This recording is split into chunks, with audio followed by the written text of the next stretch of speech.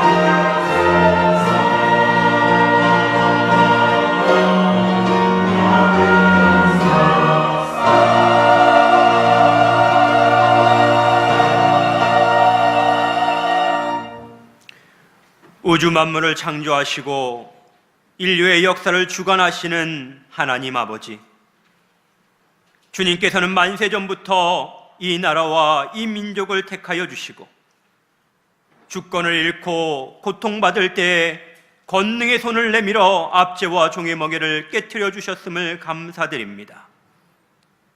주님께서 베풀어 주신 그 은혜의 감사와 찬송과 영광만을 주님께 올려드리오니 특별히 오늘 드려지는 예배의 영광을 거두어 주시옵소서. 예수님의 이름으로 기원하옵나이다. 아멘. 나는 전능하신 아버지 하나님 천지의 창조주를 믿습니다. 나는 그의 유일하신 아들 우리 주 예수 그리스도를 믿습니다. 그는 성령으로 잉태되어 동정녀 마리에게서 나시고 본디오 빌라도에게 고난을 받아 십자가에 못 박혀 죽으시고 장사된 지 4일 만에 죽은 자 가운데서 다시 살아나셨으며 하늘에 오르시어 전능하신 아버지 하나님 우편에 앉아 계시다가 거기로부터 살아있는 자와 죽은 자를 심판하러 오십니다. 나는 성령을 믿으며 거룩한 공교회와 성도의 교제와 죄를 용서받는 것과 몸의 부활과 영생을 믿습니다. 아멘. 다 함께 찬송가 38장 찬양하겠습니다.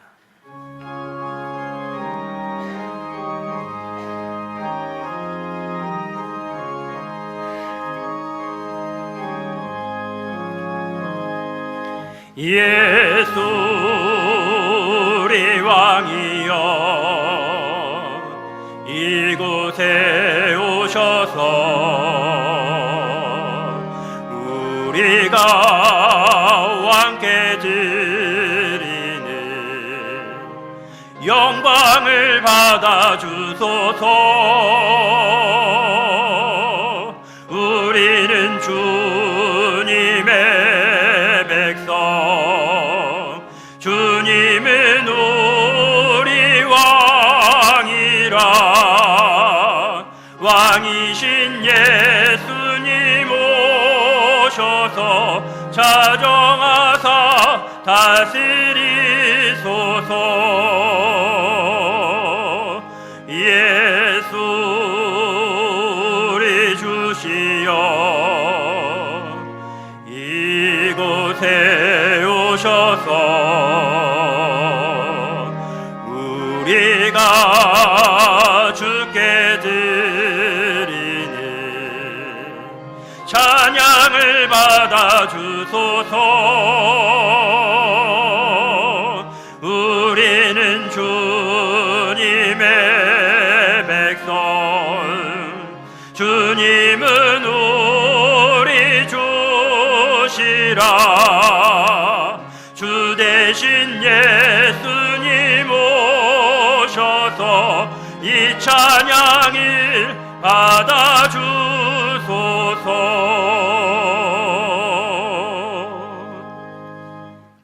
교동문 33번 시편 72편을 함께 교독하시겠습니다.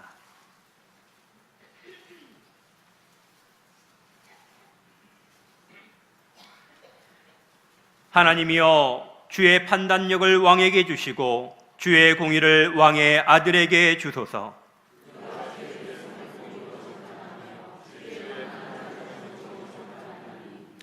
의로 말미암아 산들이 백성에게 평강을 주며 작은 산들도 그리하리로다.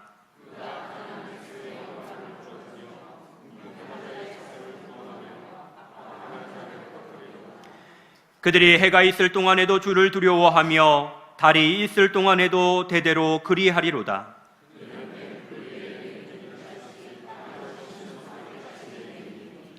그의 날에 의인이 흥왕하여 평강의 풍성함이 달이 닿을 때까지 이르리로다.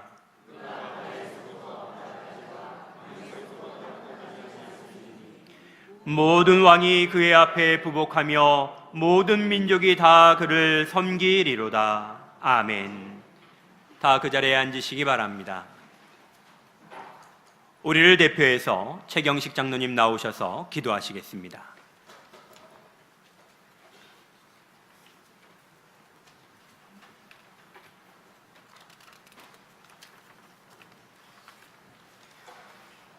찬양과 경배를 받으시기에 합당하신 하나님 아버지, 온 천지 만물을 말씀으로 창조하시고 그 귀하신 뜻에 따라 섭리하시는 하나님 감사합니다. 지나간 무더위 속에서도 승리하게 하시고 이제는 초석으론 시원하다는 느낌마저 들 정도로 계절이 바뀌어가고 있음을 피부로 느끼면서 주님의 오묘한 섭리를 깨달으며 놀라우신 능력을 찬양하며 경배를 드립니다. 지나간 한 주간도 저희들을 구하와 같이 내버려 두지 않으시고 낮에는 구름 기둥으로 밤에는 불 기둥으로 인도하시는 하나님, 너는 내 것이라고 인쳐주시고 자녀로 삼으신 저희들 한 주간 각자의 삶에서 지쳐있는 성도들 쉴만한 물가와 푸른 초장으로 인도하셔서 주 앞에 영광 돌리며 예배드리오니 오늘 저희들 지치고 상한 마음 속에 임재하셔서 치유하시고 은혜와 축복 내려 주시옵소서. 하나님, 저희들은 한치 앞을 바라볼 수도 없습니다. 이 나라를 지켜 주시옵소서. 저 북한 김정은은 서슴없이 연일 망발을 내뱉고 있습니다. 인간이기에 두려움이 있지만 살아계신 하나님께서 너와 함께 함이니라고 말씀하셨습니다. 강하고 담대하라고. 살아계신 하나님은 우리와 함께 하실 줄로 믿습니다. 하나님, 시온의 성도들을 위해 기도드립니다. 원치 않는 질병으로 신음하는 성도들 위로하시고 평안을 허락하여 주시옵소서. 고난을 통해 나를 발견하게 하시고 고난 당하기 전에는 내가 그릇 행하였으나 지금 내가 주의 교훈을 얻고 이제는 주의 말씀을 지키나이다라고 고백한 다윗처럼 고난을 통하여 하나님이 주시는 교훈을 배우는 지혜를 얻게 하여 주시옵소서. 원로 목사님의 뒤를 이어 사명을 감당하시는 선생의 사모님, 영육간에 강경케 하여 주시옵소서. 가시는 곳마다 성령의 역사가 일어나게 하여 주시옵소서. 담임 목사님 제19차 인도네시아 사명자 성회를 인도하시기 위해 10일부터 14일까지 보르네오 발리파판 지역에서 말씀을 전하실 때에 부족함이 없게 하시고 성령의 역사가 있게 하시며 목사님과 사모님 건강한 몸으로 돌아오실 수 있도록 인도하여 주시옵소서. 이 시간 말씀을 전하시기 위해 단위에 서신 노동환 목사님, 성령의 두루마기 입히셔서 말씀을 전하실 때의 진리의 말씀으로 양떼들이 쉴만한 물가로 인도하시기에 조금도 부족함이 없도록 인도하여 주시옵소서. 오늘 또 여러 부스에서 알게 모르게 봉사하시는 성도들에게 크신 축복 내려 주시며 찬양으로 영광 돌리는 시온 찬양대와 기악부에 곡조 있는 기도 드릴 때에 흠양하시고 영광 받으시며 모든 성도들에게 찬양의 그윽한 향기를 만끽하며 은혜 받을 수 있도록 역사하여 주시옵소서. 예배드리는 처음 시작입니다. 악한 것은 틈타지 못하도록 역사하시며 예배의 시정을 주께 맡기면서 예수 그리스도의 이름으로 기도하옵나이다. 아멘.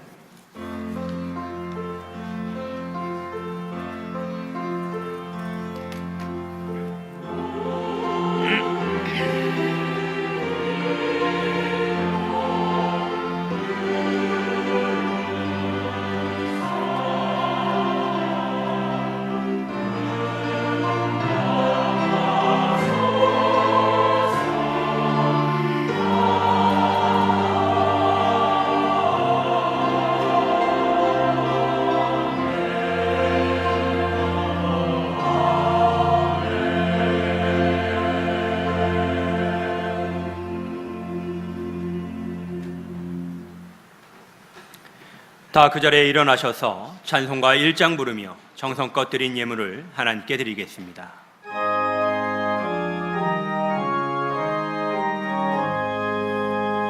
만복의 근원 하나님, 온 백성 찬송 드리고 저 천사여 찬송하세.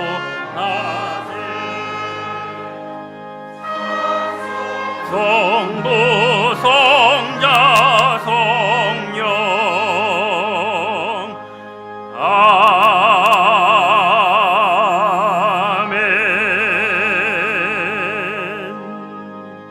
기도하겠습니다. 언제나 우리에게 사랑과 긍휼과 자비를 내려주시는 아버지 하나님, 하나님의 그 지켜주심과 보호하심과 인도하심에 따라 저희들이 거룩한 주일에 주의 전에 모여 찬미로 예배를 드립니다. 하나님, 저희들이 드리는 이 예배 가운데 다시 한번 흠양하여 주시고, 또한 이 시간을 통해서 드리는 당신에게 드리는 귀한 제물 가운데 복 내려 주셔서 하나님, 우리의 삶이 예수 그리스도의 풍성한 은혜가 더욱더 넘쳐날 수 있게 하여 주시옵소서. 하나님, 각양 제목에 감사의 예물 드립니다. 하나님, 우리들의 삶 가운데 더욱더 감사의 제목이 넘쳐나게 하여 주시고, 하나님, 또한 우리의 주권이 하나님께 있음을 고백하며 드리는 11조의 예물 축복하여 주셔서 하나님, 우리들의 삶에 더욱더 하나님의 능력과 구원의 복된 일들이 일어나게 하여 주시옵소서. 아버지 하나님, 뜻한 바가 있어서 1000번지의 예물을 드립니다. 하나님, 또한 신방의 감사 예물을 드리고, 하나님 또한 생일의 감사의 예물을 드리는데, 아버지, 그의 삶에 더욱더 하나님의 크신 은총이 베풀어져서 하나님 남은 일생도 하나님의 뜻 가운데 감사하며 살아갈 수 있는 삶이 되게 하여 주시옵소서.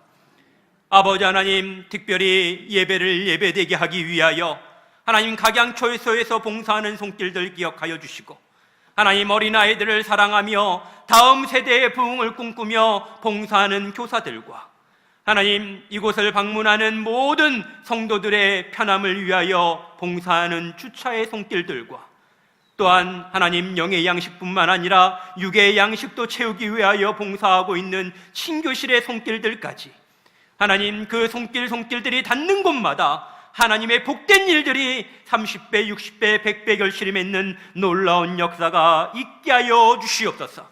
하나님, 다시 한번 우리를 당신의 전에서 거룩한 산제물로 드리오니 하나님 흠양하여 주시고 우리들의 삶 가운데 하나님의 권능의 손길이 펼쳐지게 하여 주시옵소서.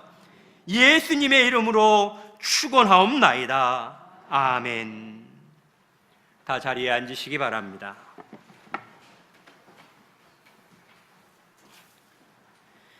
교회 소식을 말씀드리겠습니다.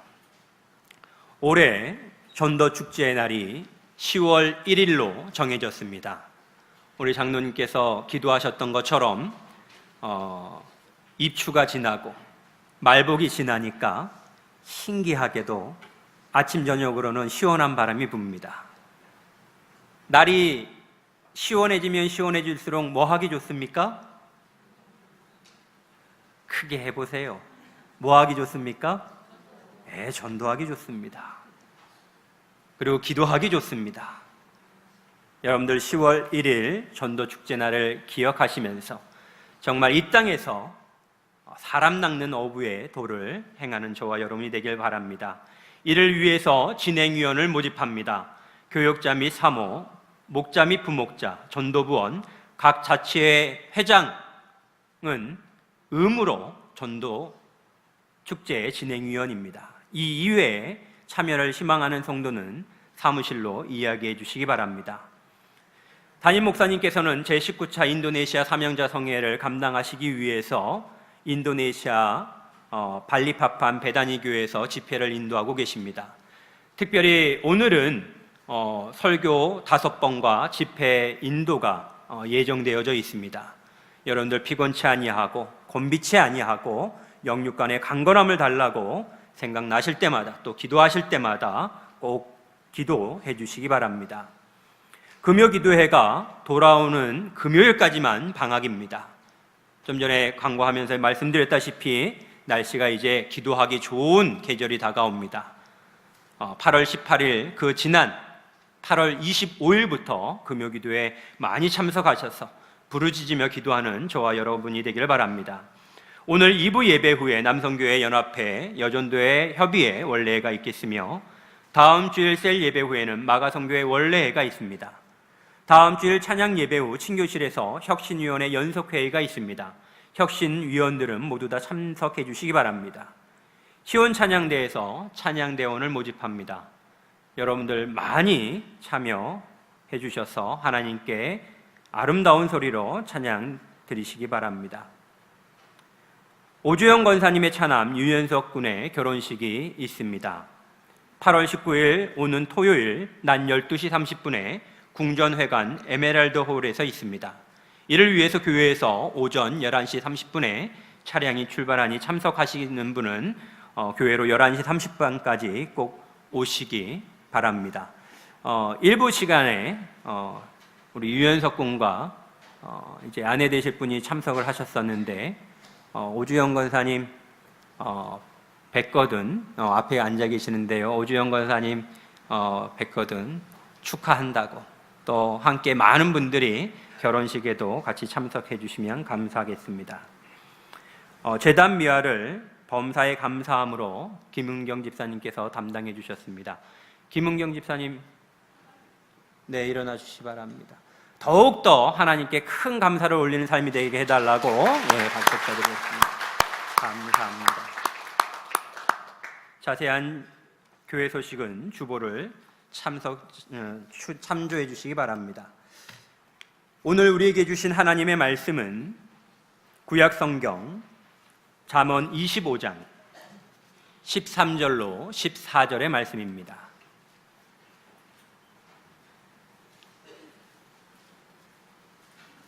잠언 25장 13절로 14절의 말씀입니다.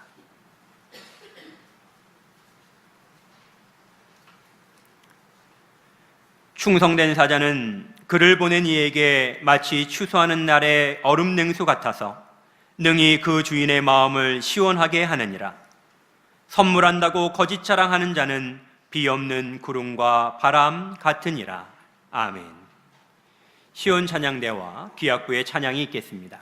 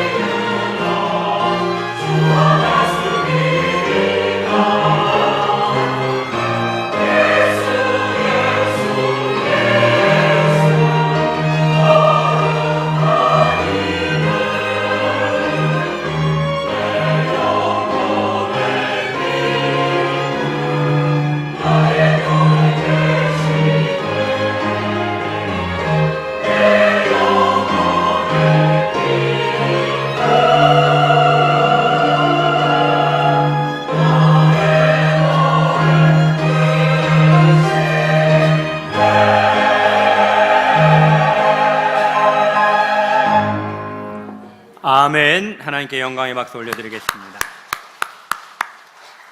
말씀을 전하기 전에 잠깐 환영의 시간 갖도록 하겠습니다. 우리 김득현 장로님, 전인호 권사님의 아들 김진우 형제가 휴가를 나왔습니다. 휴가 나와서 저기 기약부에 앉아서 귀하게 하나님께 악기로 찬양을 드리는데 잠깐 일어날까요? 자, 인사. 네, 우리 환영합니다.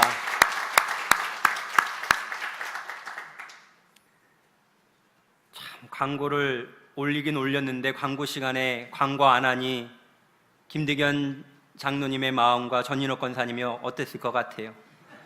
불안하고 답답하고 그랬겠지요? 오늘 본문 13절의 말씀에 보면 그 주인의 마음을 시원케 하느니라 라는 말씀이 나옵니다. 어떻게 김득현 장로님 광고하니까 마음이 후련해지셨지요? 오늘 봉독한 말씀을 가지고 주인의 마음을 시원케 합시다 라는 제목으로 같이 은혜 나누길 원합니다. 말씀을 준비하면서 저는 어느 때가 가장 시원했는가를 한번 생각해 봤습니다. 이전에도 성도님들에게 설교하면서 한번 이야기 드린 적이 있었던 것 같은데, 제가 어린 시절에 아주 해가 따가운 여름날 땡볕에서 실컷 놀다가 들어왔어요. 근데 어머니께서 시원한 물에다가 미숫가루를 잘 개가지고 냉장고에 얼음을 꺼냈습니다. 근데 옛날에는 냉장고에다가 얼음을 어떻게 얼렸죠? 큰 스텐 대접에다가, 그죠? 그걸 꺼내서 얼음을 잘게 부셔서 그 시원한 물에다가 개놓은 미숫가루에다가 듬뿍 담아서 저에게 주었습니다. 그 얼음이 둥둥둥 떠 있는 그 미숫가루를 마셨을 때 그 시원함, 그 시원함이 아직도 저는 아주 생생하게 기억납니다.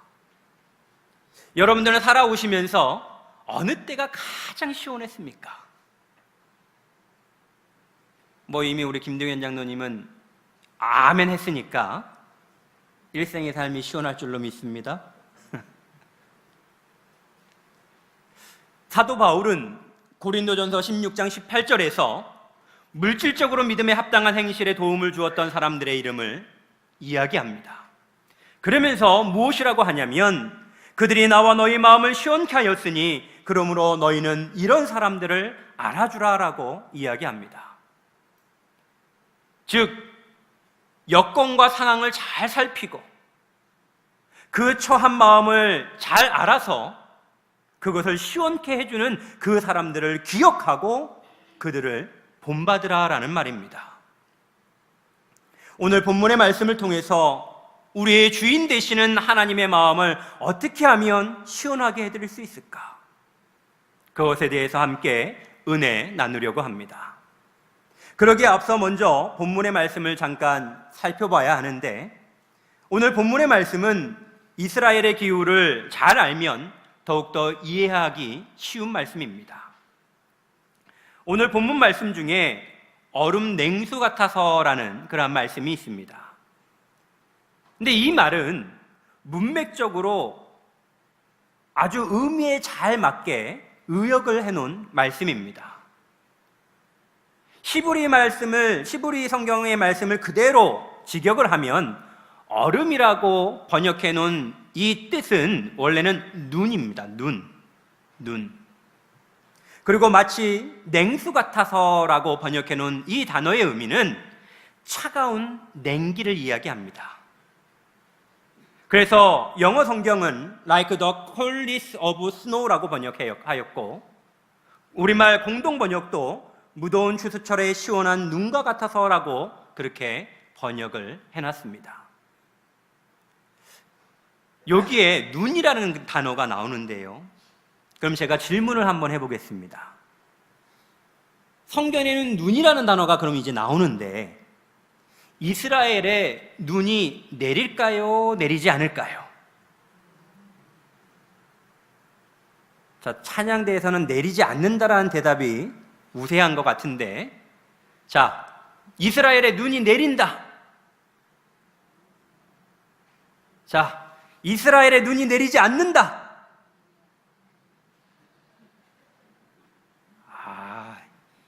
일부분들이 훨씬 지혜롭네.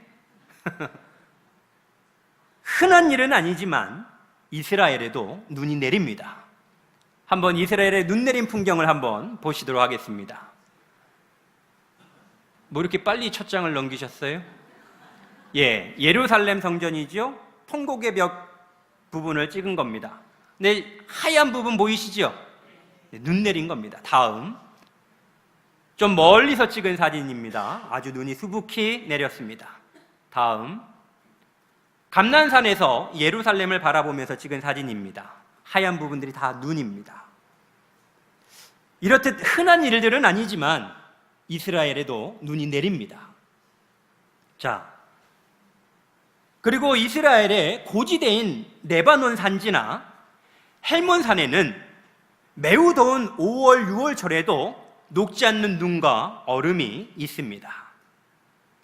그리고 옛 문서들에 의하면 왕들이 무더위를 식히기 위해서 실제로 헬몬산으로부터 얼음과 눈을 가져다가 그들의 음료수에다가 타먹었다라는 그러한 기록들이 있습니다. 자, 또 13절의 말씀에 보면 추수하는 날이라는 단어가 나오는데, 이 추수하는 날은 이스라엘 지방에서 보리 수확이 시작되는 4월부터 또 다른 미래 추수가 시작되는 6월까지를 이야기합니다. 우리는 언제가 가장 덥지요? 7월, 8월. 근데 이스라엘은 이 추수기가 가장 더운 시기입니다. 4월부터 6월 중순까지. 자, 그런데 만약에 오늘의 성경의 말씀대로 추수 전에 서리가 내리면 어떻게 됩니까? 추수 전에 서리가 내렸어요. 어떻게 됩니까? 농사 망치죠. 그런데 추수 전에 눈이 내려서 냉기가 퍼져버리면 그 농사는 어떻게 되겠습니까? 말할 것도 없죠. 추수철에 눈이 오면 한 해의 농사를 완전히 망치게 됩니다. 눈의 냉기는 농사에 결코 유익이 되지 않습니다. 오히려 추수해야 할 곡식과 가실들을 완전히 상하게 만들어버립니다. 그렇기 때문에 농사를 망치는 눈의 냉기가 주인의 마음을 시원하게 할 수 있겠습니까? 아니죠. 오히려 답답하고 한탄만 하게 나오죠. 그렇기 때문에 우리가 가지고 있는 성경에서는 문맥의 뜻에 맞춰서 눈의 냉기를 얼음을 넣은 냉수, 시원한 물, 이렇게 의역을 해놓은 것입니다. 더운 계절에, 그것도 곡식을 추수하느라 가장 힘겹고 목마를 때 눈이 녹은 차가운 물을 마신다라면 얼마나 시원하겠습니까? 14절의 말씀에 보면 또 한 문장이 나오는데, 비 없는 구름과 바람이라는 말이 나옵니다. 이스라엘은 계절에 따라서 크게 두 가지의 바람이 붑니다. 하나는 비와 이슬을 내리게 하는 지중해에서 불어오는 바람입니다. 이 바람이 불어오면 비와 이슬이 내리기 때문에 땅을 갈기도 하고 씨를 뿌리기도 합니다. 또 하나의 바람은 저기 아라비아 사막, 즉 동쪽에서 불어오는 매우 뜨겁고 건조한 바람입니다. 이 바람이 불어오면 이스라엘 모든 대지를 말라버리게 합니다. 그러기에 우리가 가지고 있는 성경에 이스라엘에서 지중해 바람이 불어오면 무엇이 생겨요? 구름이 생기겠죠. 이스라엘은 지중해에서 바람이 불어와야 비가 내리고 이슬이 내린다라고 했잖아요. 자, 그러면 본문의 말씀 한번 생각해 보십시오. 지중해에서 막 바람이 불어옵니다. 구름이 잔뜩 끼기 시작했어요. 그러면 농부는 아, 서쪽에서 바람이 불어오는데 구름이 잔뜩 꼈구나. 그럼 이제 곧 뭐가 내릴 것이다? 비가 내릴 것이다. 그럼 이제 뭐 해야 합니까? 밭을 갈아야지요. 씨를 뿌려야지요. 식물이 어떻게 하면 잘 자랄까 관리해야 되겠지요. 추수 때를 바라보며 풍성한 결실을 바라보며 기대하는 마음으로 그 일들을 준비하겠지요. 자, 그런데 지중해에서 막 바람이 불어와서 잔뜩 구름이 꼈습니다. 그런데 비는 하나도 내리지 않아요. 그러면 농부의 마음이 어떻겠습니까? 허탄하고 답답하고 자신의 능력으로는 어찌할 수 없어서 아마도 신태한탄만 할 것입니다. 오늘 본문의 말씀은 왕으로서의 솔로몬이 기록하고 있는 말씀인데, 솔로몬은 많은 신하들을 거느리고 있었습니다. 그런데 그 신하들 가운데 어떤 신하는 자신이 원하는 것보다 그 이상으로 일을 잘 처리해서 기쁨을 가져다 주는 그러한 신하가 있을 겁니다. 반면에 어떤 신하는 정말 기대하고 신뢰했는데 전혀 반대의 결과를 가져다 주는 그러한 신하도 있을 것입니다. 이러한 상황을 이스라엘의 독특한 기후를 비유로 들어서 신뢰할 수 있는 사람과 그 신뢰를 깨트리는 사람에 대해서 솔로몬은 이야기하고 있는 것입니다. 성경에 보면 신뢰할 만한 하나님의 종들이 많이 나옵니다. 보냄을 받은 자로서 자기를 보내신 주인의 뜻을 신실하게 이루어드린, 하나님이 주신 사명을 잘 감당한 충성된 사자들이 나옵니다. 그 대표적으로 세 분만 말씀드리겠습니다. 첫 번째가 창세기 24장에 나오는 엘리에셀이라는 사람입니다. 엘리에셀이 누구입니까? 아브라함의 모든 소유를 맡은 늙은 종입니다.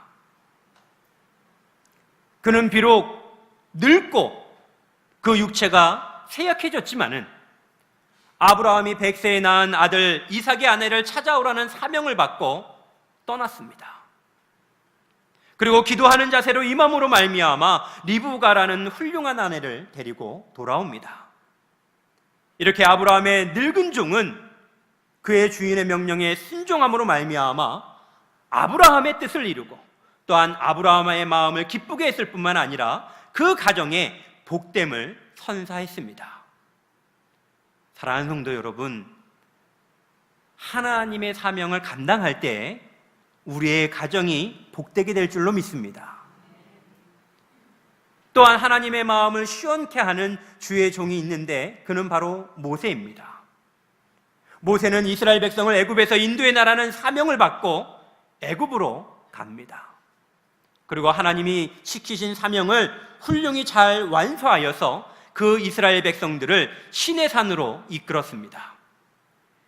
시내산에 도착했을 때 하나님이 모세에게 말씀하신 말씀이 무엇입니까? 너희가 내게 대하여 제사장 나라가 되며 거룩한 백성이 되리라. 우리가 하나님의 신실한 종으로서, 충성된 사자로서 그 사명을 감당할 때 내 주위의 형제자매가 하나님의 나라가 백성이 되며 하나님의 제사장으로 거듭나게 될 줄로 믿습니다. 이렇게 이스라엘을 애굽에서 구출한 모세를 히브리서에서는 이렇게 기록하고 있습니다. 또한 모세는 장래에 말할 것을 증언하기 위하여 하나님의 온 집에서 종으로서 신실하였고. 사랑하는 성도 여러분, 이 축복된 말씀이 우리에게 임하기를 간절히 소망합니다. 하나님의 온 집에서 하나님의 모든 것들을 맡았다라는 것이죠. 하나님의 권세도 맡았고 하나님의 능력도 맡았고 하나님의 복됨도 맡은 하나님의 온 지배종, 그것이 우리의 시온의 모든 권속들이 되기를 바랍니다. 누구보다도 보내신 이의 마음을 제일 시원하게 하신 분이 바로 예수님입니다. 예수님은 우리의 모든 죄를 대속하기 위하여, 우리를 구원하시기 위하여 높고 높은 하늘로부터 낮고 낮은 이 땅으로 보내심을 받으셨습니다. 뿐만 아니라 생명을 다 바쳐 하나님께 충성하였습니다. 요한복음에 보면 예수님은 그의 모든 일에 하나님의 뜻대로 행하였다라고 기록하고 있습니다. 그래서 하늘에 계신 아버지께서 예수님을 향하여 마가복음 1장에서 무엇라고 말씀하셨습니까? 너는 내 사랑하는 아들이라. 내가 너를 기뻐하노라. 디모데후서 1장 9절의 말씀에 보면 하나님이 우리를 구원하사 거룩하신 소명으로 부르셨다라고 기록하고 있습니다. 무엇라고요? 하나님이 우리를 구원하사 무엇으로? 거룩하신 소명으로 부르셨다. 즉 구원받은 성도라면 다 무엇이 있다라는 겁니까? 소명이 있다라는 겁니다. 이 자리에 앉아 계신 모든 분에게 하나님이 각자에게 소명을 주셨음을 믿으시기 바랍니다.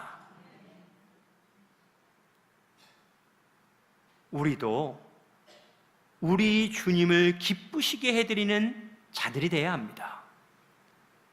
우리도 우리에게 소명을 주신 하나님의 마음을 시원하게 해드리는 자들이 되어야 합니다.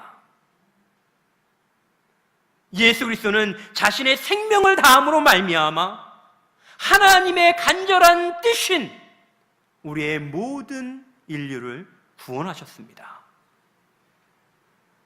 우리 주님은 착하고 충성된 종들에게 마태복음 25장에서 이렇게 말씀하십니다. 그 주인이 이르되 잘하였도다 착하고 충성된 종아, 내가 작은 일에 충성하였으며 내가 많은 것으로 내게 맡기리니 주인의 즐거움에 참여할지어라. 우리는 지금부터라도 하나님께서 왜 지금 이곳에 나를 보내시고 세우셨는가를 깊이 생각해야 합니다. 그리고 자신에게 주어진 사명이 무엇인지를 하나님의 뜻에 맞춰 헤아려 보아야 합니다. 앞에서 거론했었던 믿음의 선진들처럼 우리 또한 남은 인생 동안 최선을 다해서 하나님이 주신 사명을 감당함으로 말미암아 추수 때의 얼음 냉수처럼 하나님의 마음을 시원케 하고 창세로부터 예비된 하나님의 복됨과 하나님의 즐거움에 참여하는 저와 여러분이 되시기를 간절히 소망합니다. 그러면 주인의 마음을 시원하게 하며 그의 즐거움에 참여하는 자가 되기 위해서는 어떻게 해야 하는가? 오늘 본문의 말씀을 통해서 5가지로 살펴보려고 합니다. 첫 번째는 충성된 종이 되어야 해야 합니다. 본문의 말씀이 첫 시작이 무엇으로 시작하고 있습니까? 충성된 사자입니다. 즉 본문의 말씀은 충성된 사자에 대한 말씀이라는 겁니다. 고린도전서 4장 2절 말씀에 보면 맡은 자에게 구할 것은 충성이라고 말씀하고 있습니다. 이걸 반대로 이야기하면 하나님께 충성하는 자에게 무엇을 주신다? 사명을 주신다. 내가 하나님 앞에 충성해야 하나님이 우리에게 일을 맡기신다는 겁니다. 아멘? 이 충성이라는 한자를 살펴보면 입구자가 있고 그 밑에 마음심자가 있습니다. 그리고 한 획을 위에서부터 아래로 그었습니다. 뜻이 무엇입니까? 입과 마음이 하나 되라는 겁니다. 입과 마음이 통해야 된다는 겁니다. 즉, 충성이라는 것은 입과 마음이 하나 되어져서 자신의 주인에게 정성을 다하는 것을 말합니다. 진정에서 우러나오는 정성이 있어야 한다는 겁니다. 우리는 흔히 하나님의 말씀을 잘 지키지 못할 때 꼭 이렇게 말씀을 가지고 와서 표현합니다. 우리가 진짜 마음은 원하는데 육신이 약해서요. 그러면서 많이 쓰는 말씀이 뭡니까? 마음은 원이로되 육신이 약하도다. 어떻게 해서 그런 말씀은 잘 아는지. 그러나 하나님께서는 충성된 종이라고 할 때 입술로만 아멘 아멘 하는 것이 아니라 내 마음으로부터 흘러나오는 것이 내 입술로 나오고 입술에 고백한 것이 내 행위로 이어지는 것, 그것이 충성이라는 것입니다. 정성을 다함에 있어서 겉과 속이 같아야 한다는 것입니다. 그러므로 고린도전서의 말씀처럼 하나님께서는 절대적으로 충성하는 자들에게 하나님의 일을 맡기십니다. 그리고 그들을 통해서 당신의 일을 성취시키십니다. 이 일을 맡는 하나님의 충성된 일꾼이 되기를 간절히 소망합니다. 두 번째는 하나님과 신뢰할 만한 관계가 되어야 한다는 겁니다. 충성이라는 단어의 근본적인 의미는 원래 신뢰할 만하다, 믿을 만하다라는 뜻입니다. 그래서 우리 성경에는 충성된 사자로 번역되어져 있는데 이 영어 성경에서는 trust, faith 이렇게 번역되어져 있습니다. 즉 충성된 사자보다는 믿음직한 심부름꾼 또는 신뢰할 만한 심부름꾼 이렇게 번역하는 것이 훨씬 우리 본문을 이해하는 데 쉬울 수 있습니다. 즉 충성이라는 단어에는 믿음직하다, 신뢰할 만하다 이런 주인과 종의 관계를 보여주는 말입니다. 우리가 한 번은 충성하기 쉽습니다. 한 번 정도는 내 마음에서 우러나서 그것을 입으로 선포하고 그것을 행위로 옮기는 것은 쉬운 일일 수 있습니다. 그러나 하나님은 하나님께 충성함을 일평생 하라라고 말씀하십니다. 일평생 충성한다는 것은 결코 쉬운 일이 아닙니다. 앞에서 언급했었던 믿음의 선진인 모세를 한번 보시기 바랍니다. 모세는 그의 능력이 있고 그가 권세가 있었던 젊은 날에 이스라엘 백성을 구원하여 보려 했습니다. 그러나 그의 뜻과는 맞지 않게 그는 살인자가 됐고 도망자가 되어서 광야로 도망쳤습니다. 이제 나이 들어 다 늙은 80세가 되어서야 하나님은 가시떨기 나무를 통해서 그를 부르셨습니다. 그를 부르셨을 때 모세는 계속해서 거절합니다. 내가 나이가 많습니다. 내가 입술이 아둔합니다. 그러나 결국은 하나님의 그 사명을 받아들이고 애굽으로 가서 그를 구원해냅니다. 하나님의 신실한 선지자였으며 지도자였습니다. 광야에서 수많은 하나님의 능력을 보였습니다.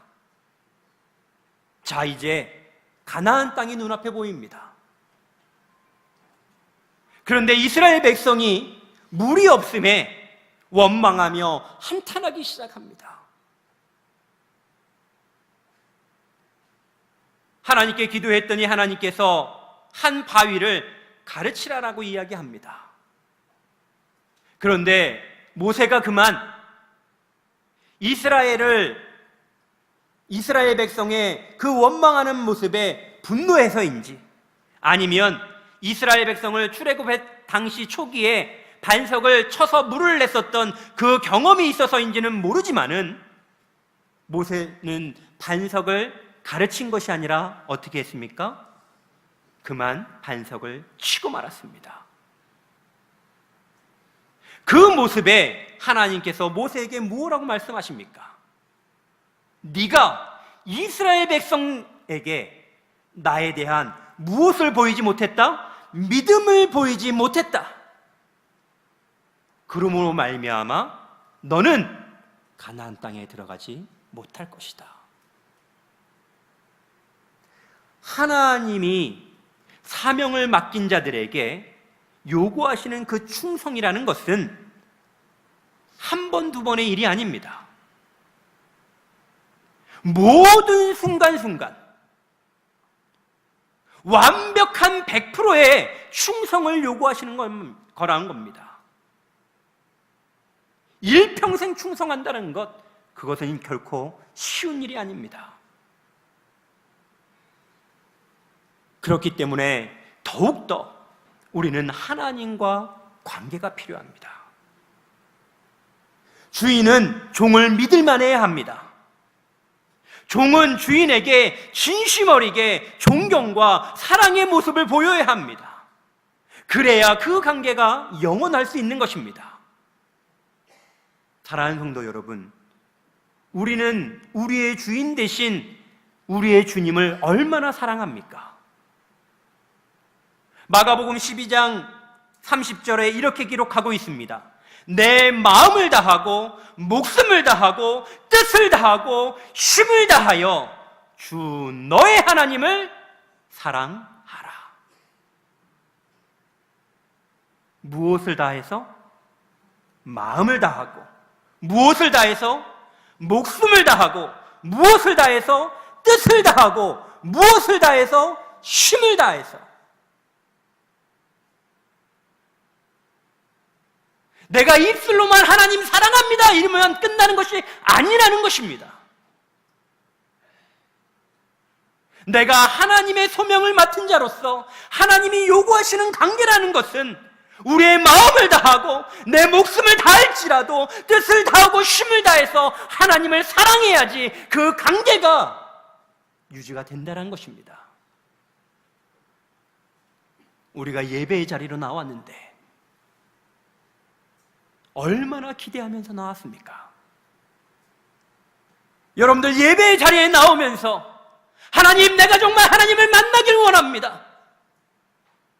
내가 사랑하는 그 사랑을 경험길 원합니다. 예배를 통해서 선포되어지는 그 말씀을 통해 나의 삶이 회복되어지는 하나님의 그 역사를 경험하길 원합니다. 하나님, 깨어진 하나님과 나와의 관계가 회복되어지길 원합니다. 이러한 기대감을 가지고 예배의 자리에 나왔습니까? 아니면 그냥 주일이 됐으니까 의무적으로, 아니면 남편의 손에 이끌려서, 아내의 손에 이끌려서 어쩔 수 없이 그렇게 나왔습니까? 하나님의 말씀을 기억하시기 바랍니다. 우리가 하나님의 소명을 맡은 충성된 사자가 되기 위해서는 신뢰할 만한 관계가 돼야 합니다. 세 번째, 충성된 사자는 왕의 메시지를 전하는 심부름꾼입니다. 그렇기에 그는 자신의 말이 아닌 주인의 말을 잘 전달해야 합니다. 이 메신저로서의 종은 왕의 말을 단순하게 전달하는 앵무새는 결코 아닙니다. 그렇다라고 해서 자신의 뜻대로 자신의 말을 전해서는 더더욱 안 됩니다. 메신저로서의 종은 왕의 뜻을 잘 파악하고 그때그때 상황에 맞게 그것을 잘 전해야 합니다. 고대 사회에서 왕의 사자는 국가 간에 매우 중요한 역할을 했습니다. 지금은 이메일도 있고 SNS도 있고 또 전화도 있어서 자신의 뜻을 상대방에게 전하는데 크게 어려움이 없습니다. 그러나 이 당시에는 국가와 국가 간에 소통을 하기 위해서는 이 사자들이 매우 중요했습니다.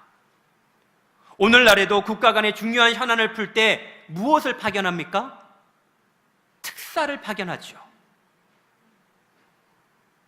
그때 특사는 개인적인 자격으로 가는 것이 아닙니다. 개인의 뜻을 전하려고 가는 것이 아닙니다. 국가를 대표해서 우리의 국가가 무엇을 원하는지 전달하기 위해서, 그리고 그것을 관철하기 위해서 가는 겁니다. 그렇기 때문에 충성된 사자는 문제의 현안들을 잘 파악해야 합니다. 그리고 왕의 뜻이 어디에 있는지 잘 전달하고 상대를 설득해야 합니다.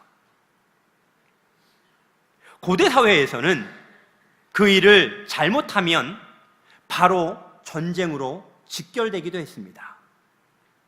그러므로 사자의 역할은 매우 중요합니다. 좀 전에도 디모데후서 1장 9절의 말씀을 보았습니다마는 디모데후서 1장 9절의 말씀에 그리스도인은 다 하나님의 뜻과 은혜로 구원해 주셨고 소망 가운데 부르셨다고, 소명 가운데 부르셨다라고 말씀합니다. 무엇과 무엇으로 우리를 구원해 주셨다고요? 금방 말씀드렸는데 설교자의 뜻도 좀 헤아려 주세요. 우리 그리스도인은 다 하나님의 뜻과 은혜로 구원하심을 입었고 그 소명 가운데로 부르셨습니다. 하나님의 뜻입니다. 그렇다면 오늘 하루를 살아가면서 우리는 누구의 뜻 가운데 살아가야 합니까? 당연히 하나님의 뜻 가운데 살아가야 합니다. 당연히 하나님의 말씀을 내 입술을 통해서 선포해야 되고 내가 하는 모든 행실이 하나님의 가르침의 도 가운데 있어야 하는 것입니다. 하나님의 뜻을 이루어 나가는, 하나님의 소명을 이루는 저와 여러분이 되기를 소망합니다. 네 번째로 충성된 사자는 바로 자기를 보내주신 주인을 위하여 자신의 사명을 완수해야 합니다. 바로 14절에서는 그 사명을 완수하지 못한 사람에 대한 그 비유의 말씀이 나오고 있습니다. 여기서 사명을 완수한다는 것은 보냄을 받은 사람은 자신을 보내신 주인의 뜻을 이루어 드린다는 말입니다. 우리가 앞에서 보았었던 엘리에셀이 그렇게 했습니다. 모세가 그랬고 예수님이 그랬습니다. 그 외에도 성경에 보면 수많은 인물들이 나옵니다. 여호수아가 있고 사무엘이 있고 다윗이 있고 그의 용감한 300용사가 있고 또한 선지자로서는 엘리야와 이사야와 예레미야 등이 있고 또한 예수님의 제자들이 있고 바울 등이 있습니다. 이들은 다 충성된 종들이 자신들에게 주어진 사명을 어떻게 이루었는지 성경에서 이야기하고 있는 대표적인 사람들입니다. 이들이 사명을 이루는 데는 각각의 요소들이 있었을 것입니다. 그런데 하나의 공통점을 뽑아볼 수 있는데 한마디로 표현하면 아멘입니다. 어떠한 시련이 오고 유혹이 다가온다라고 할지라도 하나님이 주신 사명을 이룬 사람들은 이루어질 것이라고 믿고 그 일을 감당했습니다. 하나님은 우리에게 소명을 각자 다 허락하셨습니다. 아멘? 그러면 우리는 어떻게 해야 합니까? 하나님의 말씀이 이루어질 것을 믿고 아멘 해야 합니다. 아멘 해보겠습니다. 아멘. 이래서 뭐 한 10% 이루어지겠어요? 하나님이 우리에게 주신 소명이 이루어질 줄로 믿습니다. 한 30% 이루어지겠네. 마지막으로 한 번만 더 해봅니다. 하나님이 여러분에게 주신 그 사명이 이루어질 줄로 믿습니다. 아멘이라는 것은 구원받은 백성이 가지는 마땅한 신앙 고백입니다. 특히 사명자의 순종과 충성의 각오가 아멘입니다. 그렇기 때문에 하나님께서는 아멘의 사람을 기뻐합니다. 우리들의 신앙과 또한 삶의 터전에서 근본적으로 요구되는 것도 바로 아멘의 모습입니다. 사명을 이루는 것은 염려가 아닙니다. 사명을 이루는 것은 근심하는 마음도 아닙니다. 사명을 이루는 것은 걱정하는 것이 아니라 바로 아멘입니다. 이루어질 줄로 믿습니다 하는 그런 신앙의 고백입니다. 하느님으로부터 부여받은 귀한 사명은 어떤 이유라도 소홀히 여길 수 없습니다. 더더욱 거부할 수는 없습니다. 그러므로 우리는 하나님의 말씀에 무조건 아멘해야 합니다. 아멘하는 사람이 하나님의 마음을 시원케 하는 사람입니다. 우리 시온교회 모든 권속들이 아멘하는 성도가 되시기를 간절히 소망합니다. 마지막으로 이렇게 주님의 마음을 시원하게 하는 충성된 사자는 결코 거짓 자랑하지 않습니다. 오늘 본문 잠언 25장 14절을 한번 같이 읽어보도록 하겠습니다. 선물한다고 거짓 자랑하는 자는 비 없는 구름과 바람 같으니라. 현대인의 성경에서는 이를 조금 더 자세하게 번역을 했습니다. 선물을 주겠다고 입으로만 떠벌리는 자는 비 없는 구름과 바람 같은 사람이다. 무슨 뜻입니까? 설교 초도에도 말씀드렸습니다마는 이스라엘에서는 지중해, 즉 서쪽에서 불어오는 바람이 불면 구름이 몰려옵니다. 그 구름을 보고 농부는 밭을 갈고 씨를 뿌릴 준비를 합니다. 그런데 당장 비를 쏟을 것처럼 구름은 잔뜩 모였는데 비가 오지 않아요. 마찬가지로 무언가를 이룰 것처럼, 무언가를 해놓을 수 있을 것처럼 떠벌리고 실컷 자랑했지만은 그 결과는 그의 말과 정반대의 결과를 가지고 오는 그러한 일들이 있다는 것입니다. 좀 전에 우리는 다 함께 아멘 했습니다.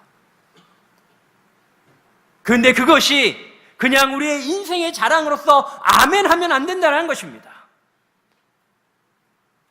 내 마음에서 우러나오는 아멘이어야 될진데 그냥 입술로만 떠드는 울리는 꽹과리와도 같은 그러한 아멘이 되어서는 안 된다는 것입니다.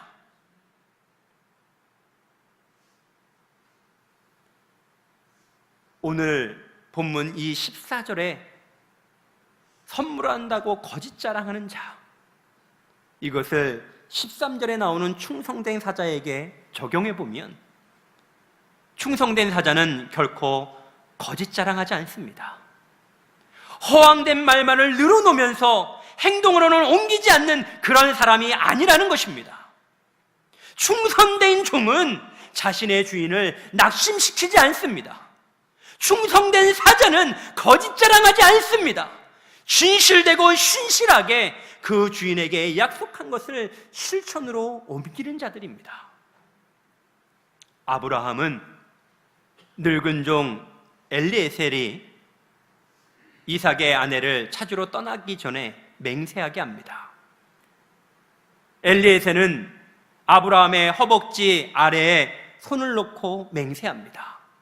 아브라함의 뜻대로 아브라함의 고향에 가서 이삭의 아내를 찾아올 것을 맹세합니다. 그리고 그는 이미 나이 많아 늙었고 몸이 노쇠했지만 아브라함의 뜻을 쫓아 그의 고향까지 갔고 그곳에서 이삭의 아내를 데리고 왔습니다. 이와 같이 충성된 사자는 말로만 떠드는 것이 아닙니다.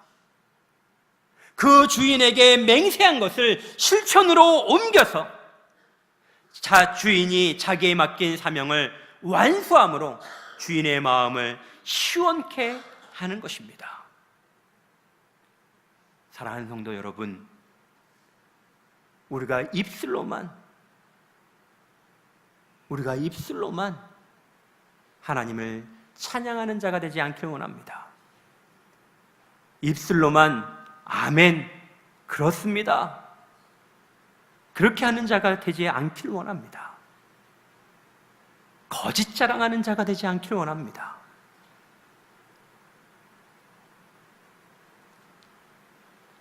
앞에서 살펴본 5가지는 종으로서 우리가 어떻게 처신해야 하는지 합당한 모습을 보여주고 있습니다. 우리들은 하나님의 뜻대로 하나님의 소명을 받은 자들입니다. 하나님의 부름을 받았고 또한 본을 받을 자들입니다. 하나님께서 부르신 목적과 의대를 바르게 깨닫는 저와 여러분이 되길 바랍니다. 그래서 소명을 잘 감당하는 자들이 되길 원합니다. 우리들의 주인인 하나님의 마음을 시원케 해드리는 자들이 되기를 간절히 소망합니다.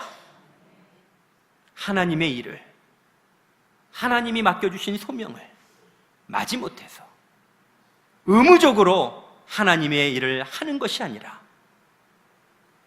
주님의 마음을 잘 헤아리고 그 뜻까지도 읽어서 주님이 원하시는 대로 사명을 이루어 나가는 착하고 충성된 종이 저와 여러분이 되기를 바랍니다. 그러므로 추수 때의 얼음 냉수처럼 하나님의 마음을 시원케 하고 창세로부터 예비하신 놀라운 상급과 복을 받아서 하나님의 즐거움에 참여하는 저와 여러분이 되기를 간절히 축원합니다. 다 함께 말씀을 생각하시면서 찬송가 333장 찬양하겠습니다.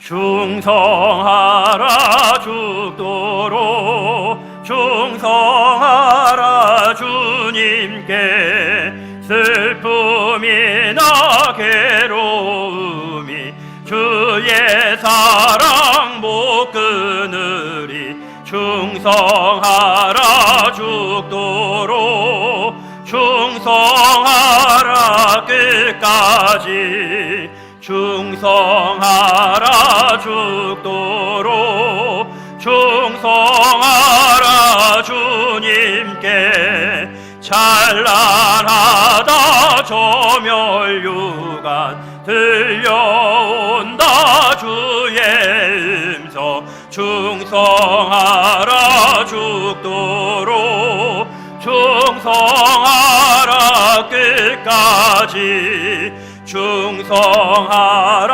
죽도록 충성하라 주님께 항상 내가 힘쓰오니 주님 나를 도우소서 충성하라 죽도록 충성하리 끝까지 아멘.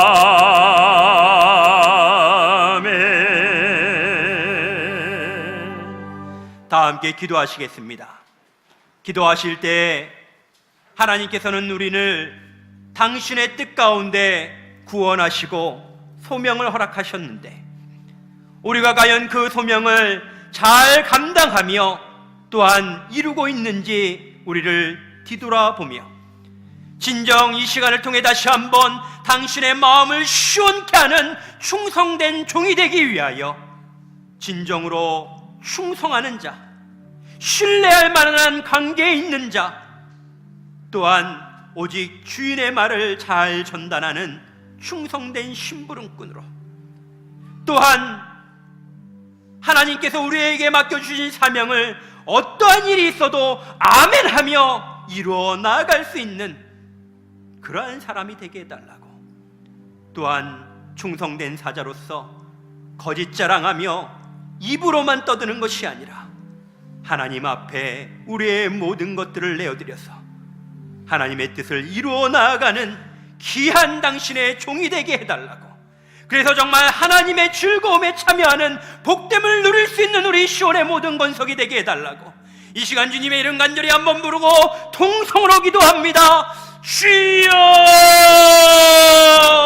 아버지 하나님, 아버지 하나님, 우리를 아버지 당신의 소명 가운데 불러주심을 감사합니다. 하나님, 온전히 당신의 뜻을 이루며 살아가길 원합니다. 아버지 하나님, 하나님께서는 우리에게 아버지 크신 당신의 아버지 소망함을 허락하여 주셨는데, 아버지 하나님, 우리가 과연 충성된 종으로서 그 일들을 잘 감당하고 있는지, 아버지 착하고 충성된 종에게는 하나님 아버지의 아버지 놀라운 즐거움에 참여하는 복을 허락하여 주신다라고 하셨는데, 과연 우리가 아버지 그 복을 받으며 누리고 있는지 하나님 우리들의 삶을 뒤돌아봅니다. 아버지 하나님, 우리가 과연 하나님의 아버지의 마음을 시원하게 해드릴 수 있는 충성된 종이 되게 하여 주시옵소서. 아버지 하나님, 우리의 마음과 아버지 하나님, 우리의 뜻과 아버지 우리의 입술과 우리의 행위가 하나 되어져서 하나님 앞에 영원히 충성하는 자들로 아버지 일으켜 주시옵소서. 아버지 하나님, 정말 하나님을 사랑한다라고, 하나님을 아버지 하나님 정말 찬양하며 아버지 나올 때 아버지 입술로만 하는 것이 아니라 아버지 하나님 우리의 마음의 정성을 다하여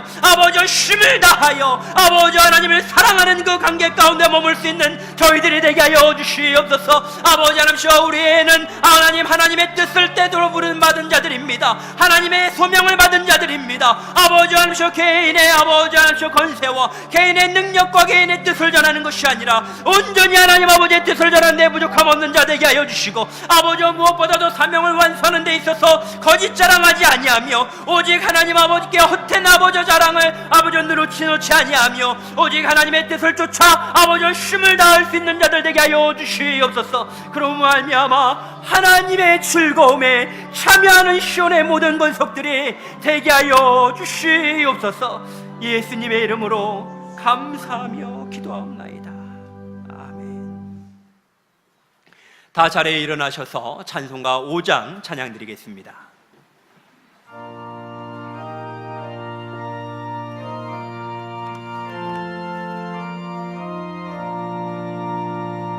이 천지가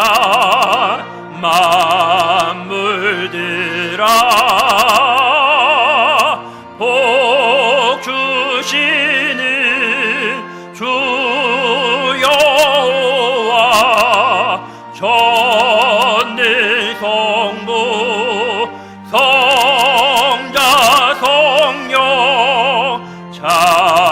찬송하고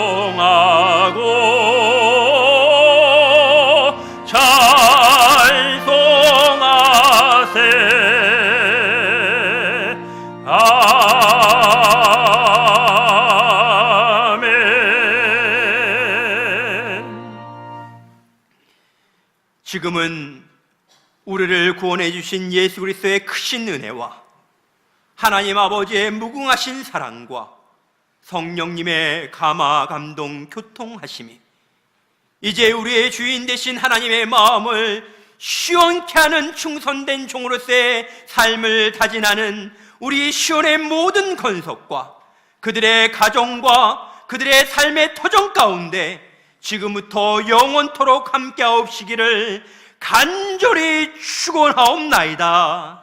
아멘.